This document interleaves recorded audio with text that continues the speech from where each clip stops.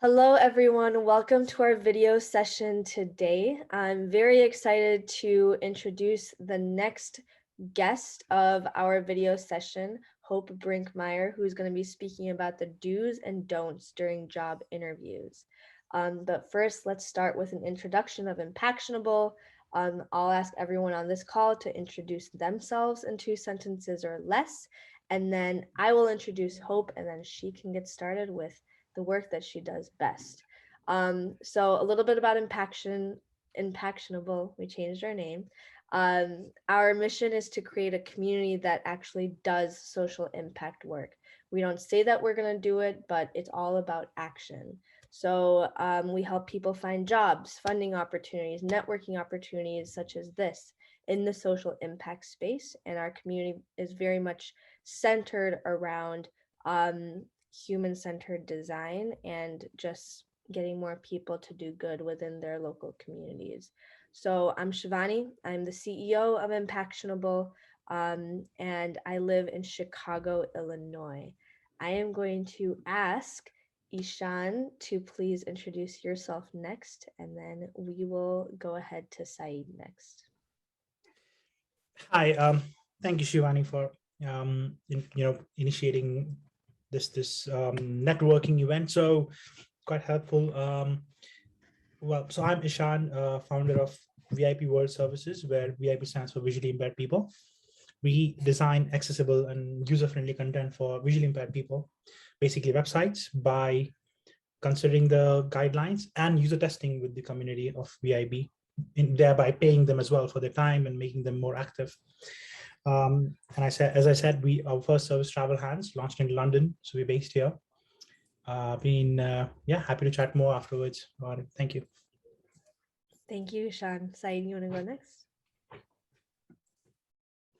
Yes, hello everyone. This is me, Sayyid Saud Hassan from Pakistan, and I've been a social activist here. I've just worked a bit, not more than a lot of work I've done, but I'm just doing and I'm just learning from my daily experiences. Besides that, I'm just running my own academy here. It's an educational academy by the name of Mirage Academy Consortium, and it's on the name of my father. And it was his dream, and but I didn't fulfill his dream in his life, but afterwards I've just started that. And the basic purpose of having this academy is to work on sustainable development goals in Pakistan. So I apologize for the background sounds from my side. And beside that, I've been a part of Impactionable different meetings I've attended here. And after a long time, I have joined today, and I hope to have a great meeting today. Thank you. It was good seeing you. Kai, do you want to go next? Hi, everyone. My name is Kai. I'm calling you from South Africa. I'm a founder of a green tech startup in South Africa called Energy Efficiency. We designed solar-powered lights that deploy Wi-Fi to remote communities. We also generate electricity using solar energy, which is connected to our lights, which is connected to our cellular towers. We have our own network. We work in South Africa, obviously. And in terms of social, we focus more on like at-risk communities and places where it's really, there's a great need of social impact. That has been some of our technologies deployed in schools, in public parks, in private homes, in communities. So we currently at an early stage. So we're currently piloting in 2 communities with a population of 67,000 people. And we've been, I started the startup in 2018. So we're now going on just finishing year 3. I have a team of 11, and we partnered with various organizations around the world. Universities, businesses, Silicon Valley, VCs. We've just been working here, and we hope to learn more in this session and maybe take some points and implement them in what we do, and to see more social change and social justice taking place in our community. Thanks. Thank you, Kai. And you can see Kai's video session in 2 weeks. So I'm going to introduce Hope next, and then Hope, I'll have you take it away. So Ultimately, we all know that interview etiquette is essential to career management. And as a former assistant director of the College of Arts and Sciences at Ohio State University, Hope is now managing diversity inclusion strategies at Ohio Historical Society. She's been assisting people in advancing and managing their careers for 15 years and has been a career coach and mentor for dozens of employees and students. So let's get started and learn a little bit more about getting prepared for job interviews from Hope Brinkmeier. Hope, I'll have you take it away. Thank you for being Thank here. you. I want to call her Oprah. She's so amazing. Well, it's good to meet you. You all have wonderful names. They're beautiful names. So I'm going to go ahead and get started because I don't have much time. Now, this presentation is usually an hour, but I just cut some important parts of it that I think that would benefit you guys.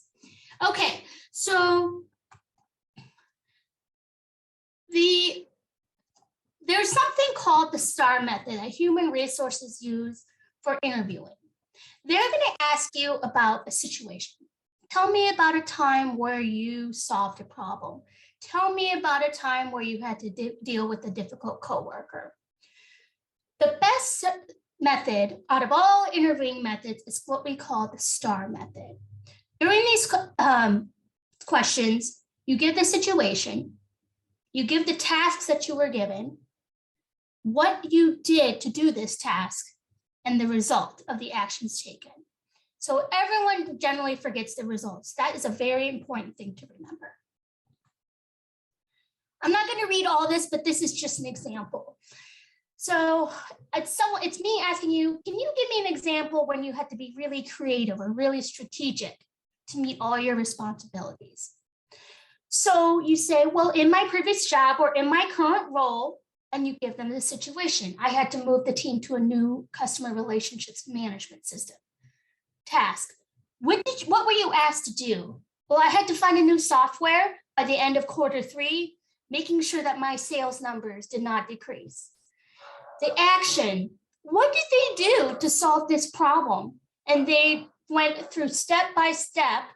So step 1, step 2, step 3, step 4 in the bold parts. Sorry, my dogs are horrible.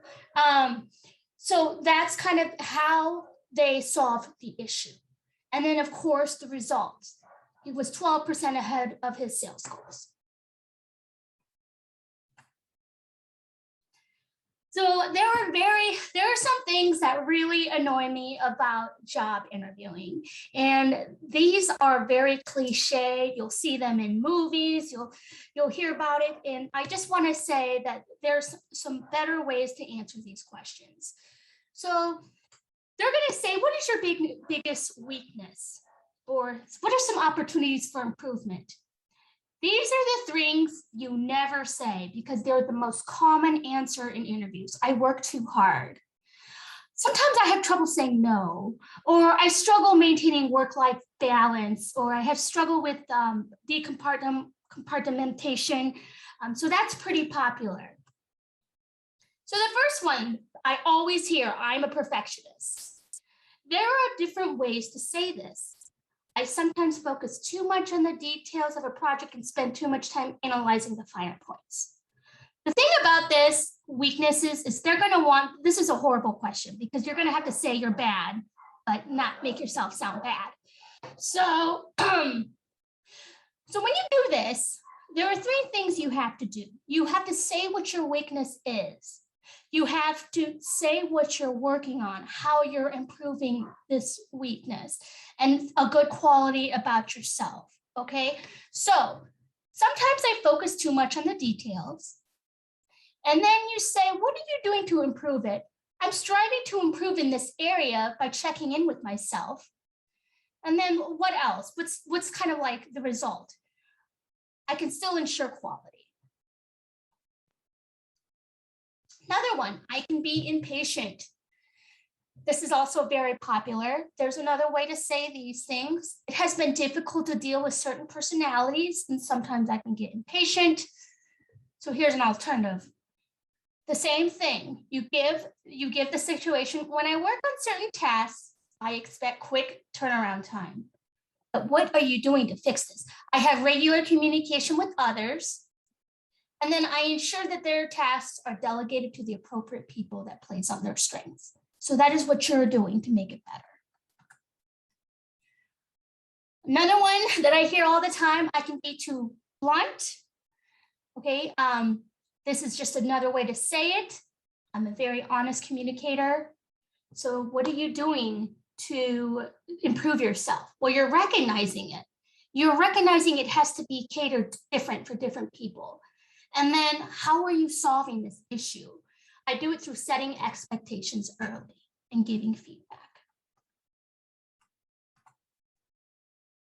So at the end of the interview, they're always going to ask, what are some questions that you have for us? The magic number of this is 3. You should have at least 3 questions for them at the end.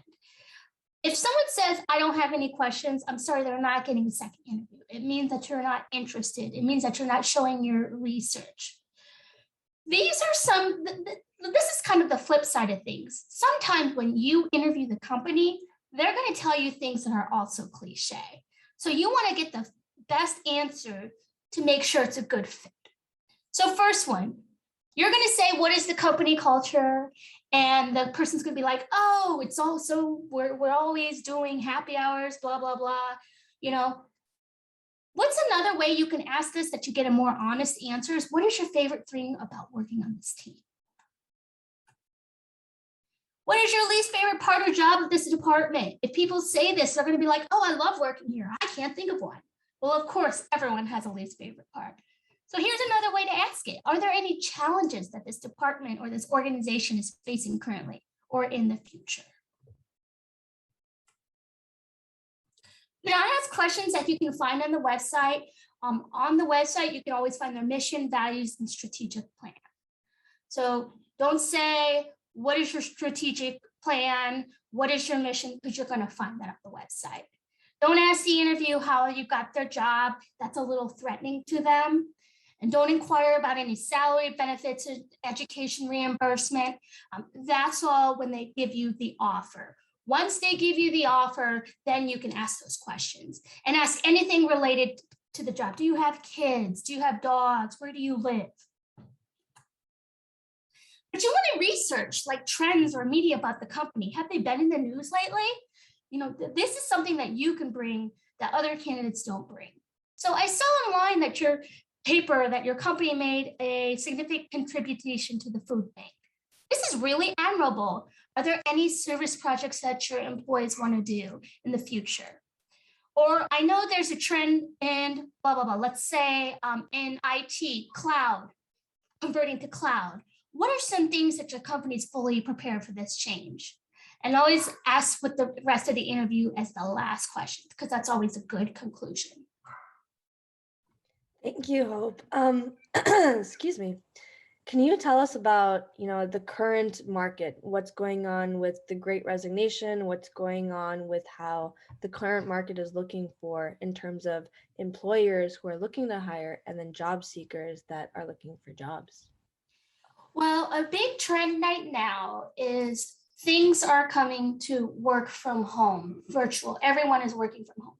So that means you're going to have more virtual interviews. So there are certain things in virtual interviews that you don't really think about, that you can prepare yourself, like your background, making sure your name is your name and not something unprofessional, making sure you're still professionally dressed.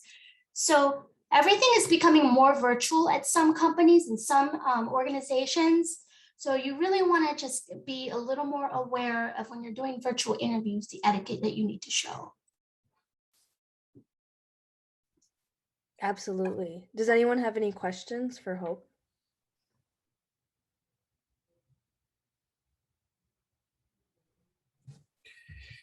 I have a question. So I have many questions. Like, for example, but I would say one of the challenges we're facing at the moment is the hiring process. So, there was a movement that I hired people online, didn't have to meet them, but then I think it's short-lived It feels like people are just coming in. It's like just a virtual world, go and go. But it would be nice to build relationships with the people, and make them go ahead with the company for longer. So in terms of the new times, how would you recommend the hiring process to be? You mean from my hiring point of view, or from you as someone who is interviewing? No, someone from would like to hire Okay. people. So like, for example, we had an HR round before, but now, like, for example, I give tasks to people and they come up with the people who reply. They're the ones who I go forward with. But then that, basically my question is, how do we build relationships? How do we ensure in the hiring process now, even if it's online, how to continue building that relationship with them? So that's a great question. It's also a little broad. So there are some things that you can do that companies are starting to do. One of them is being innovative. When a company is hiring, you don't want 30 or 40 people just putting in their resumes. A lot of times you can hold information sessions as a networking. So you can do something that's innovative, like I helped with the sleep clinic, right? They were looking for candidates, but there were so many of them, they had trouble going through them. So they held an information hiring session saying, can you commit murder while sleepwalking? Something totally unrelated to hiring. And then they can meet those candidates and they can kind of set themselves apart. So once you start that, then you can continue networking. But you kind of, when you're hiring, it's really difficult. So sometimes you have to be a little creative with things.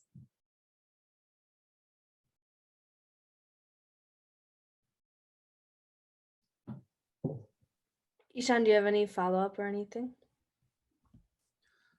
And how long would you, for example, in UK, it's a very tedious and boring process. The hiring process goes to about like 2 months. I don't know how they manage that, but yeah, that's what they used to do before COVID. Now, in my company, I don't feel like, dragging that hiring process. We are a startup. We're not a big company that we need 2 months of, hiring thing. But then sometimes the people who are applying, they think that it's not that serious if we don't go about the same, process, or like have it more scary or long.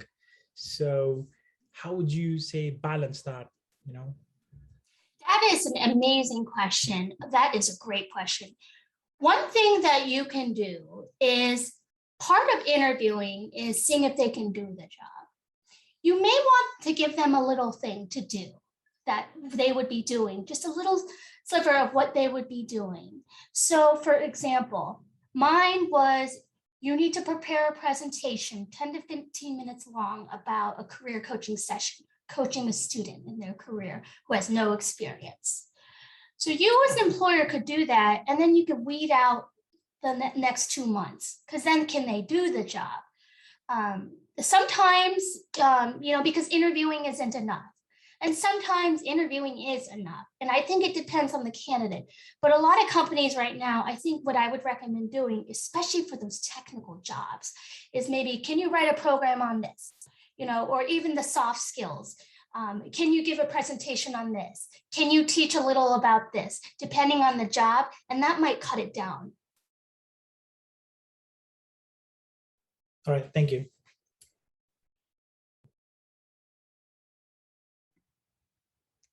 I love that idea. Do you recommend any job creators in particular to do personality assessments or anything like that to see whether team culture and the fit for team culture might be a part of that initial interview process? I'm very against that. What I do recommend, though, is really listening to that inner voice. If you go there and you're like, this is not going to be a good fit, then it's not going to be a good fit. I've had a lot of times where I ignore that voice and I am miserable. So the thing is, remember those questions that you kind of ask so they don't kind of give a, back answer, like what's your least favorite part? Oh, I don't have a least favorite part. This is what you can do to see what the real culture is like. Well, what is the most difficult thing you deal with when you're on this team? You're going to get a much more honest answer that way. So instead of telling, it's more about showing, and you're Yeah. able to, see between the lines, between the Yeah. pace words. Yeah, and always listen to that voice. Just always listen to that voice, and also, a lot of times, especially here in the U.S., money is a big factor. It is a big factor, but think about it. If you really like it, it's somewhere to start. You're going to get those raises. You're going to get those promotions. So just do a really good job, and like I said, money is not everything. You can get promoted quickly. Just as long as you feel personally comfortable in the environment, that's the only thing I recommend. Is there any sort of recommendation for how many rounds interviews should be, and especially for startups, right? There's a limited amount of resources startups can actually pitch as a part of their initial recruitment process. So I think Ishan was getting to lowering the barrier to entry for people to be more interested in that job in the first place. So is there an ideal amount of rounds that, especially startups should think about when hiring for employees? I think it depends on the position. So if it's an executive level position, like a treasurer or accountant, of course, you're going to have a few rounds. Here, from my experience in the corporate, it's usually 3+ rounds, 3 to 7. For me, I think it depends on each candidate, honestly. For me, there's not a formula, but generally I would say 2, only 2 interviews. And if you can definitely get a good impression if the first one is bad. So I would definitely say 2. And of course, there's always those letters of references. You can always do it that way too. Does anyone have any questions, thoughts for Hope? I think it looks like most people here are job creators. Are there any job seekers who are looking for jobs right now? I think you're right. I think for nonprofit, it's harder. Mm-hmm. So, I don't recommend doing like those personality assessments. Those can be a little bit expensive. Some people prefer a formal interview. Some people prefer just a conversation. Even if you have a conversation, you have to be alert at all times because you're going to want to feel comfortable, but they might do that. So if that's a better approach for you, you can still get a very good idea of what the candidate will be like for your organization. Mm-hmm. And I think, Ishan, you unmuted. Go for it. Oh, now I was, I wanted to understand, I joined the session because I wanted to understand what are the things as an interviewee that we should keep in mind. So we, from the other side, we can also learn. Yeah. But I am a fan of, I would say, the STAR method, particularly. It was tough to understand when I was being interviewed, honestly, because it gets confusing, when they say, oh, tasks and action may sound similar. But anyway, I think it really works. It's just about practice, I guess, a lot of practice, and then it does click. Unfortunately, when I started doing it pretty well, the lockdowns happened, and then I had to do my startup full time. So yeah, I haven't been able to go back to any interviews. Giving interviews, so that's good. When you give interviews too, there are going to be a lot of times when your candidates have technical issues. You got to be forgiving of those people. I've had a lot of interviews and they're like, what? I'm sorry, you're blurry. You have to be understanding with those people too. And I think just, you got to be honest, just like the other person. And just, you set a great network, even for candidates. So yeah. Yeah, I have one more question just came to my mind. How does like the process that you just explained, how does it work when you're hiring a developer? Like if I want to give a developer a task, he will Yes, take some time, right? So great. so rather Great. than, and I'm not a technical person, so So my husband is a developer. So, and my brother works at Google. So at Google, of course, it's a big company. He had like 11 rounds. They give him a task and he has to do it by the end of the month. And then he presents it to the interviewer. Okay. My husband interviews developers and say, are you familiar with this language? Are you familiar with this code? Can you name a time where you had to do a code release and it went something wrong? That required one interview, one. So each industry is different. And so it just depends on what you're looking for, with technical interviews or with anyone in your industry. yeah, tough one, I must say. 11 rounds. So why and I had 9 rounds in one day for a business consultant role, and I definitely I don't recommend that. And that's one of the things that should have told me, because when I had that job, they worked me so hard. I had no life. But that was a little voice that's like, I'm going to be making a really good salary, but it's just, I should have listened to that interview. That's an interesting point. Do you think that the amount and the types of interviews that you end up having is representative of what the future company culture that you might be a part of, does it adequately represent? Is there a correlation there? No, I had an interview with the university that had a great culture. They're just awesome. I had 4 interviews with them, but each one was with a different department. And so it was for me as well. And it was for them. How are we going to interact together? And then the last interview was just a roundtable discussion. It wasn't like, tell me a time where you did this. They're like, so what do you like about your job right now? What can you bring to this university? So I don't think it's a predictive, it's just, like I said, it depends.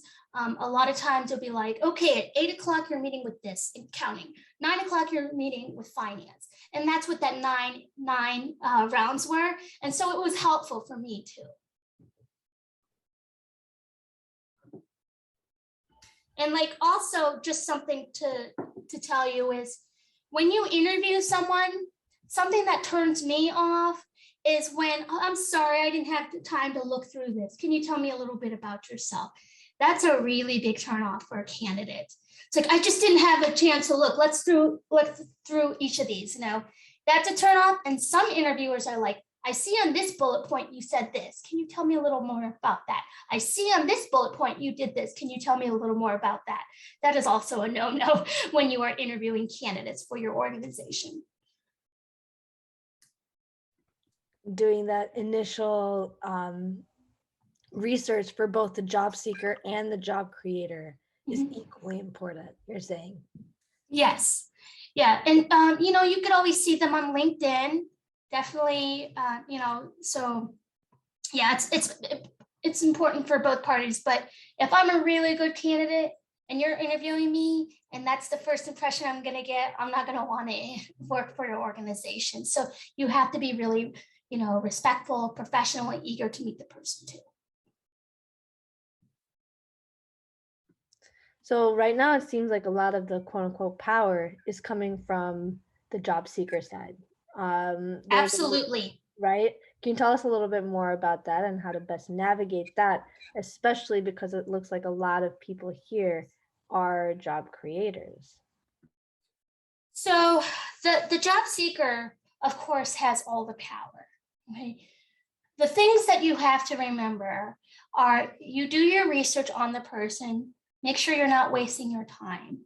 Okay? When you contact them, be professional, be really eager to meet them. And you don't want to be, sometimes there's a really big power barrier. In my experience, nonprofit, and this is what I love about working with nonprofit, it's more like a family. And so when you as an interviewer act like real, welcoming, and a good hostess, a good host, you're going to make them feel at home, and they're also going to be more authentic. So that's what I love about nonprofit, you know. That sounds awesome. Does anyone have any questions, any thoughts or anything for Hope? If I am here in front of you for giving the interview, what are the personality traits you are going to measure in me, whether from the verbal discussion or from any sort of application or the online test which have been available on from the Google application or the Google search engine? So what are the specific personality traits you can find it out in me? Okay, for both the interviewer and I think they're very, very similar. First, the energy and the enthusiasm. That is one thing. Like for me personally, that says a lot about, you know, the person if they're not like that. I think also whether they've done research. So that's both from the person. If this person is enthusiastic but doesn't know anything about your company or anything about the job, that is a big red flag. Is this what you were looking for? This answer? Okay. And just, you know, I think you could tell, like one time I went into an interviewer and they didn't really shake my hand very strongly. They were just like, yeah, whatever. Little things like that, please keep in mind, you know. Also, as an interviewee, when you interview, put your bag down and then shake the hand or greet them. That says a lot to the other person. Absolutely. When it comes to even finding applicants for your particular position, I know each company, and whether you're nonprofit, for profit, the getting your initial, you know, applicant pool, it might be tough for especially smaller organizations compared to larger foundations or well-known organizations. So can you tell us a little bit about how to best navigate that and how to, you know, increase the number of applicants that are even coming and finding out about your job in the first place? Sure. So you have to be a little creative. So for example, instead of Indeed, just Indeed, there's Handshake, there's LinkedIn. Also, let's say you're really, your organization does something with the environment. Then you as an organization are generally part of these associations.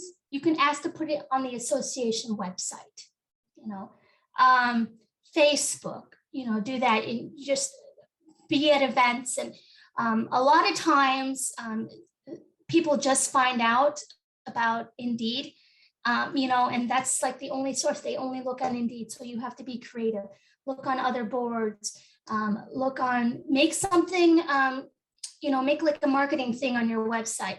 This is what I do here. This is what's great about it. Please apply here. You know, you got to be creative about it. Awesome. Thank you.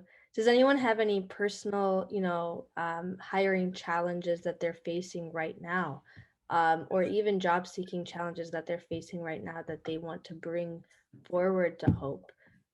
We can make this relatively personal if you would like as well.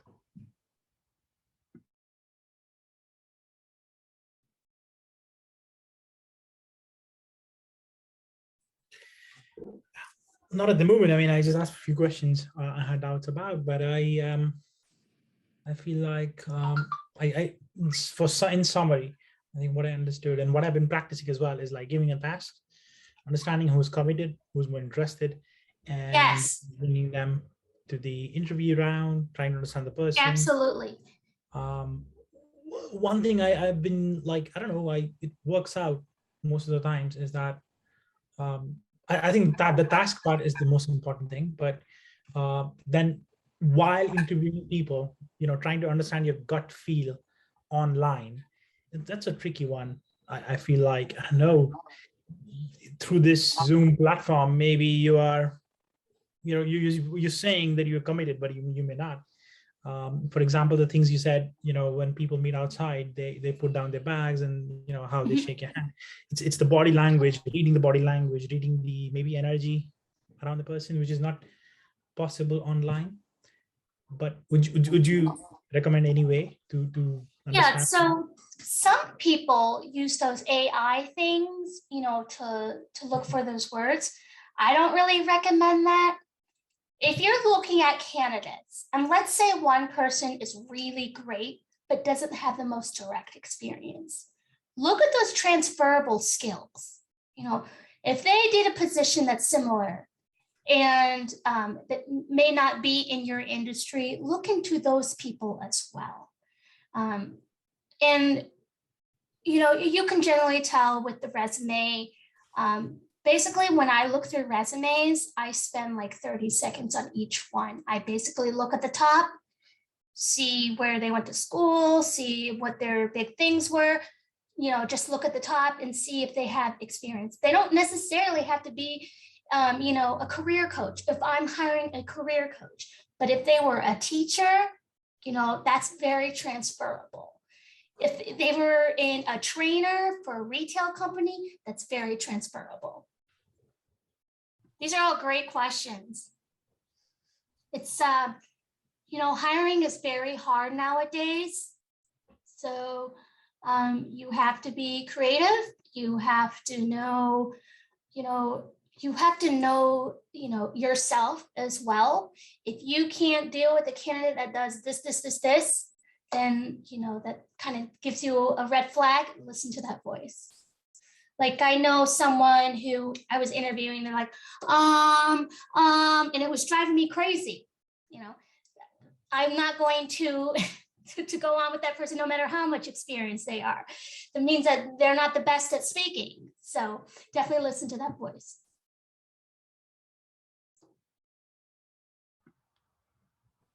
That's really good.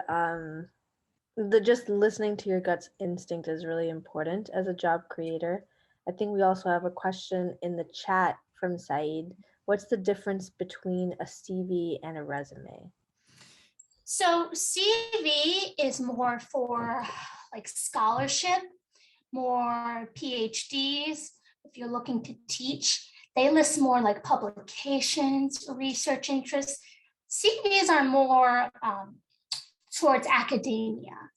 And with CVs, I don't really see many of those each day, but if you're looking to go to graduate school, that's generally what CVs are for. Or, looking to be a researcher, that's what generally those are for. That's a very good question.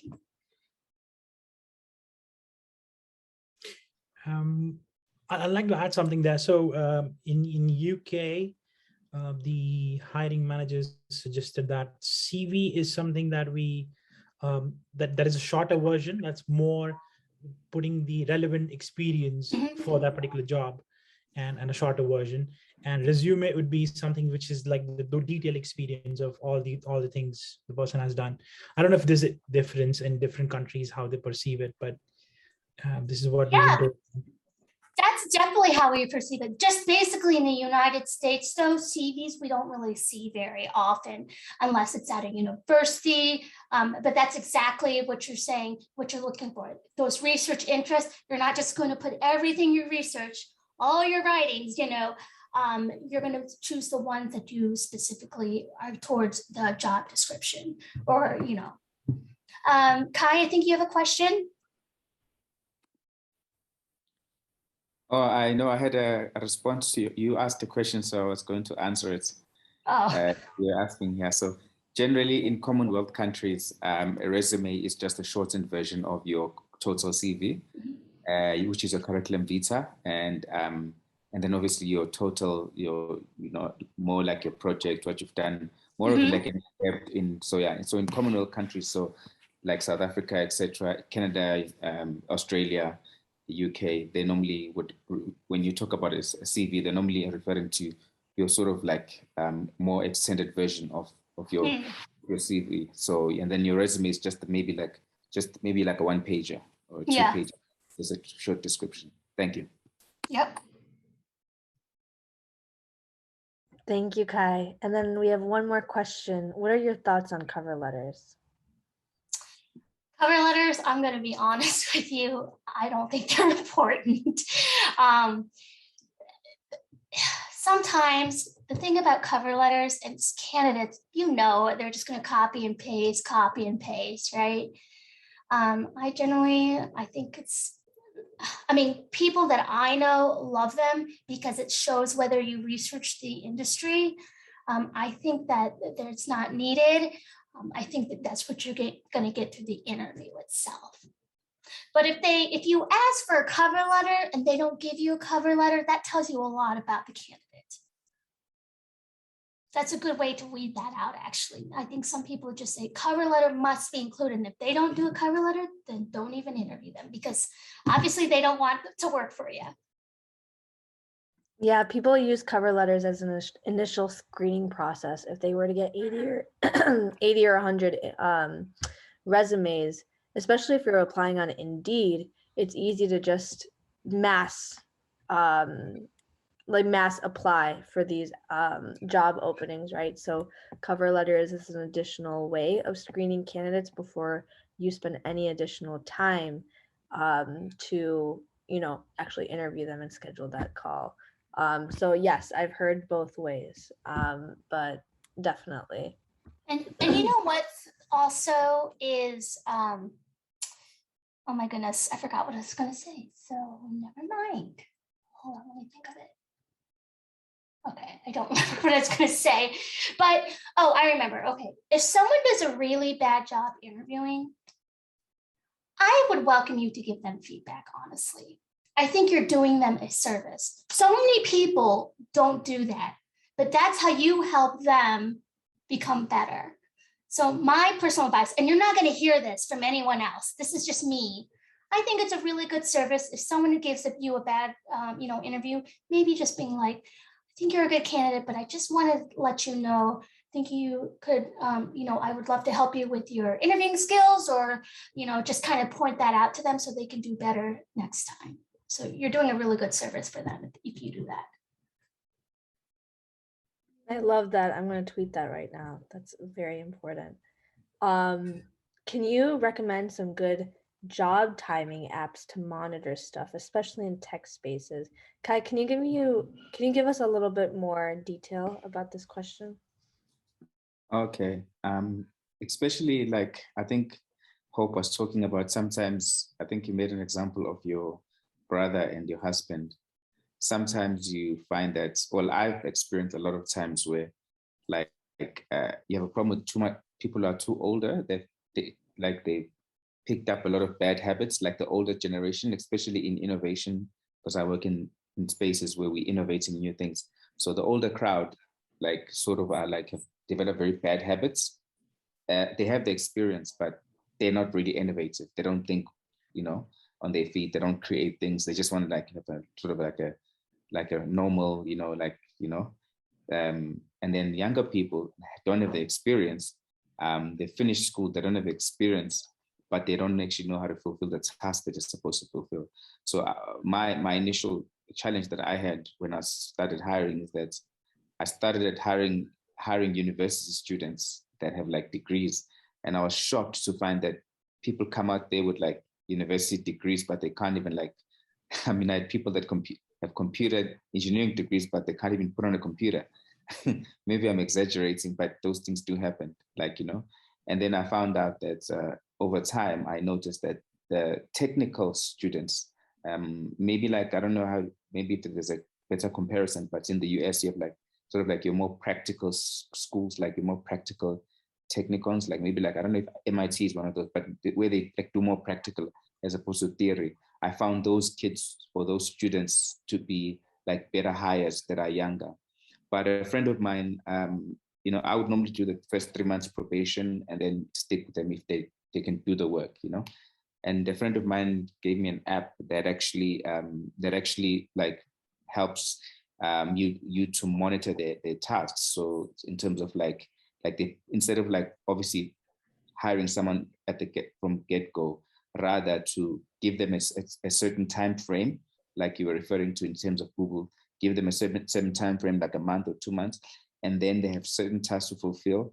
And then those sort of designed apps in terms of time allocation and task monitoring helps them to actually do those tasks and fulfill those tasks and then hand in work, etc. So it's almost like contracting them instead of like fully hiring them before you can actually make that commitment to say, I want to actually hire these people. So I was just wondering if you can recommend any. I have one, I don't just remember the name, but a friend of mine gave one to me, and that's exactly what it does, especially obviously with the whole issues with hiring people and the problems that it comes with. Thank you. Yeah, and there's no like answer to how long you should keep it open. Generally, what I do for anything soft skills, like they have to give a speech, they have to prepare a paper, I generally give them 1 week. For IT, I know that someone did 2 weeks. I know Google did 1 month. So I think it just depends. But for me, in my experience, I've generally like create a marketing plan. You know, I've done that in 2 weeks. So it depends on what the task is, but I wouldn't do any more than a month.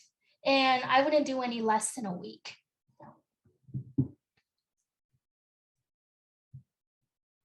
So this has been an amazing session. I'm really sorry to cut this off. I will be sending out an email connecting everyone. If Hope, if you're okay with answering. Yeah, absolutely. That would be great. Thank you. Thank you, everyone. I'm really sorry to cut this off because I was tweeting and taking notes the whole time. I hope that, this session was informative to you for people who are watching online or even people that joined the session right now. Please do stick around for a quick picture for, promotions and whatnot. But, I wanted to, number one, thank you all for joining today. Being here on Sunday is a little bit tough, but y'all made the time, and it's always good to see people in our community really doing good work and making connections with others around the world. And essentially, we have a few announcements. Please do, if you have any additional questions or if you want to participate in more networking sessions like this, please do sign up on our website and stay updated. I will add the link in the chat with our sign up page and then our social media pages as well. If you are looking for jobs or if you want to post a job to our community, please reach out to me immediately. We can be reached at info@impactionable.com and we can help you out. And third, if you did enjoy this video, please subscribe to our channel and our YouTube channel, essentially. But I really want to thank Hope, you, for speaking to our community, for being here today and offering your sage advice to people who are either starting out in the space or people who are just looking for more alternatives, especially hiring in this world. You did an amazing job, and I just want to thank you so much for Thank you. You all ask great questions, and feel free to reach out at any time, and just be creative, be innovative, think of new ways to get that talent. Yes, absolutely. And Kai even said his takeaway is to listen to your inner Absolutely. If you're thinking, wow, this person has years of experience, likes the same things I do, but there's something about them like that annoys you, and they won't be a good candidate for your organization. There we go. Thank you so much, everyone. Enjoy your Sundays. This video recording will be up in less than a week from now, so feel free to send it out to other people. And again, Hope has put her email in the chat, which is amazing. So thank you so much, and we will see you very soon. Everyone. Thank you, guys. Bye, everyone. Bye.